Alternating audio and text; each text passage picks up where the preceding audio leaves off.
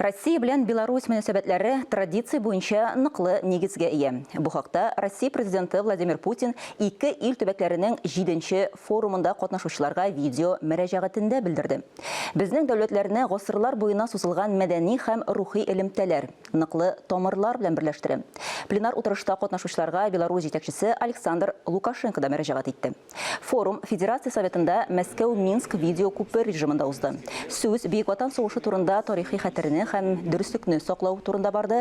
Моннан тыш ике ил төбәкләре арасында мәдәни һәм икътисади багланышлар турында да сөйләштеләр. Татарстан дәүләт советы рәисе Фәрит Мөхәммәтшин фикеренчә, әлеге чара хезмәттәшлек өчен яңа офыклар ача. Татарстан Беларусь белән икътисади яктан гына кызыксынмый. Халыклар ассамблеясында да Беларусиның спадчина, ягъни мирас җәмгыяте булдырылган.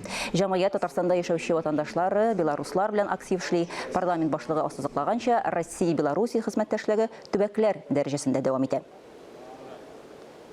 Принципиально важно то, что мы не прерываемся. Продолжаем контактировать, встречаться, сотрудничать. И для нас, для представителей Российской Федерации, в частности региона России, были представлены вчера очень много регионов, выступали и ратовали за то, чтобы эти связи крепли.